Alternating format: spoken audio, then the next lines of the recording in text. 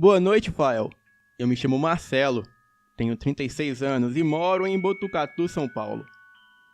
E como você pode esperar, a cidade é tão chata como um inferno. E eu, no entanto, passo muito tempo acampando. Então, isso é muito bom para me tirar do tédio. Existe também outro motivo em particular que tanto me atrai a acampar nessas matas. Bem, antes de iniciar o meu relato, eu contarei algo que aconteceu com a minha família e eu, quando eu tinha por volta de 11 anos de idade. Era uma noite quente e o meu pai dormia com a sua janela aberta, visto que onde tínhamos a casa de veraneio era na área rural, cercada por florestas, enquanto a minha mãe, tia, o meu amigo e eu dormíamos nos 2 outros quartos. Eu estava com dificuldades para dormir e com muita sede, mas estava com medo de ir até a cozinha, pois não havia energia elétrica no nosso loteamento e nem nos outros loteamentos vizinhos. Ouvi o meu pai levantando para fumar na cozinha e resolvi ir até ele. Ele me disse: "Filho, vamos lá no meu quarto que eu quero te mostrar uma coisa." E chegando lá, ele me disse que estava vendo claridades, que estavam refletindo na parede do seu quarto. E não deu nenhum minuto, e eu também consegui ver pela janela. Dentre as árvores, pinos americanos, que eram muitas, era possível observar que alguma luz partia dali. Essa luz não era como se fosse a de uma lanterna, e não havia barulho algum. Eu chamei a minha mãe, a minha tia e o meu amigo, porém, somente veio a minha tia. Ela veio até a janela para ver também. Ficamos ali, observando, com muito medo e bem quietos, das 11 horas da noite até mais ou menos 2 horas da madrugada. E quando a luz começou a ficar muito forte e parecia se aproximar de nossa casa. Bem, eu não tenho vergonha de falar. Eu era uma criança e fiz xixi de medo. O meu pai, com muito medo também, ele começou a gritar bem alto e assobiar na tentativa de assustar aquilo. Os flashes de luz desapareceram cerca de 15 minutos depois. No outro dia, logo cedo, fomos caminhar e procurar observar se havia algum tipo de sinal ou rastro de caminhão, trator, carro, etc. E não havia nada no local. Nada foi encontrado. Fomos procurar sinais de coisas palpáveis, pois não queríamos acreditar no que tínhamos visto na noite anterior. Uma luz tão forte que chegava a clarear com intensidade semelhante à luz do sol durante o dia. Contamos à minha mãe e ao meu amigo. Eles também não acreditaram em nós. Bem, quando voltamos a São Paulo, o meu pai procurou o telefone da Unicamp e conseguiu entrar em contato com o departamento de física, onde deram um outro telefone para ele ligar, que era no CTA de São José dos Campos, o Centro Tecnológico Aeroespacial de São José dos Campos. O meu pai ligou e o pessoal de lá, eles dizem terem recebido cerca de 10 registros idênticos ao nosso, na mesma região em que estávamos, que era na região de Botucatu. Eles disseram que investigaram o caso, mas não souberam nada. E como era de se esperar, eles não souberam nada sobre o desfecho das investigações. Experiências como essa me marcou até os dias de hoje, e por isso, 20 anos depois do ocorrido, eu vinha acampar frequentemente nessa mesma mata para ver se colocava um ponto final nesse misterioso acontecimento. O meu pai vendeu o loteamento pouco tempo depois do ocorrido.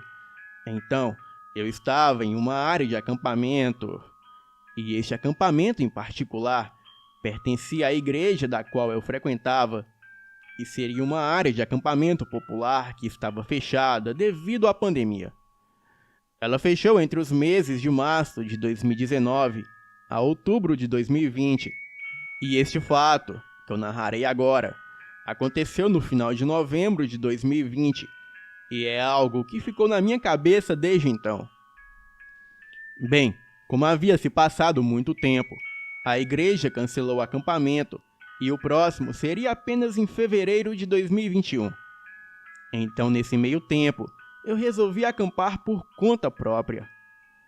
Eu peguei a minha barraca, um pequeno fogão, o resto do equipamento de acampamento de que precisava e permissão do dono do acampamento, que era um bom amigo meu, e rapidamente me preparei para pernoitar perto de um chalé, normalmente reservado para festas e afins. Estava indo tudo muito bem, mas depois que escureceu, coisas estranhas começaram a acontecer. Quando eu estava deitado dentro da minha barraca, eu comecei a ouvir uivos de lobo. Isso foi novo para mim, pois não havia lobos naquela área e nem na minha cidade. Mas isso realmente não me assustou, já que parecia que eles estavam muito distantes, mas me deixou curioso para saber como os lobos chegaram ao Brasil. Talvez fosse apenas um cão do mato, eu sei lá, poderia ser qualquer coisa. Eu escutei os uivos por cerca de mais 1 hora, antes de decidir tentar dormir um pouco, mas não durou muito.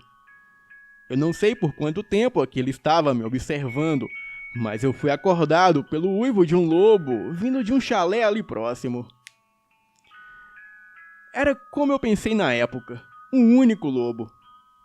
Olhando para trás, eu não estava tão assustado quanto deveria. E isso era provavelmente por causa da arma que eu tinha comigo. Pois desde então, do que aconteceu quando eu tinha 11 anos de idade, jamais eu voltaria para aquele lugar desarmado. Minutos se passaram e eu não ouvia nada, e presumi que a coisa tivesse indo embora. E foi quando eu ouvi. Era uma voz bem baixa vindo do lado de fora da minha barraca, e dizia o seguinte: "Eu sei que você está aí. Dizia a voz. Por que não sai para que possamos nos conhecer?" Por alguma razão, eu simplesmente congelei de medo. Não posso explicar, mas algo sobre aquela voz simplesmente me paralisou. Era uma voz rouca e comedida, e não era nada humano. Parecia aquelas vozes de bonecas quando você aperta para ela falar. "Não me deixe esperando, amigo", dizia aquela voz através da barraca. Mas eu não conseguia me mover. Eu queria pegar a minha arma, mas simplesmente eu não conseguia alcançá-la, apesar de estar bem ao meu lado. A voz dizia coisa com coisa, como "pega na minha mão e me ensina a andar". E em seguida cantava uma canção de ninar sinistra. Era algo mais ou menos assim. Venha pra fora agora, amigo.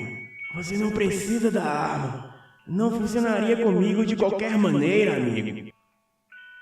E em seguida, dava uma risada sinistra. Ouvir isso era a pior coisa do mundo. Ou teria sido, se essa voz não fosse seguida por um uivo extremamente alto, como de um lobo. E então, aquilo começava a cheirar a barraca por fora. Isso continuou pelo resto da noite. Até que quando o dia começou a clarear, aquilo simplesmente foi embora. E do lado de fora da barraca, era possível ver pegadas grandes como a de um urso. Eu fui até o chalé mais próximo e perguntei às pessoas dali se alguém viu alguma coisa anormal naquela noite, mas ninguém viu nada. E diferente do primeiro acontecimento naquelas áreas, quando eu tinha 11 anos de idade, agora eu tinha uma prova palpável que eram as pegadas de algum animal grande. Arrumei as minhas coisas e fui embora daquele lugar para nunca mais voltar. E quando cheguei em casa, eu dormi um pouco para descansar. E quando acordei, eu fui até o pastor e contei tudo o que havia acontecido. Ele me disse que o diabo assume várias formas, e aquilo que estava lá fora, com certeza queria me destruir. Ele sabia que algo não estava certo comigo, e naquela mesma noite ele acordou de madrugada e sentiu que deveria orar por mim. E assim ele fez. Ele disse que o acampamento cristão tem que ser com os membros da igreja, porque aquele local é onde o mal habita, e talvez um membro sozinho não consiga lidar com todo aquele mal, mas a igreja unida consegue. Eu fico imaginando o que seria de mim se aquela coisa invadisse a minha barraca. Provavelmente eu estaria morto antes mesmo daquilo me atacar. Eu havia retornado até aquela área para esclarecer dúvidas sobre o passado, mas o presente me trouxe ainda mais dúvidas. Bem, o que será que esconde naquelas matas? Acho que eu e ninguém nunca vai saber a resposta. Boa noite.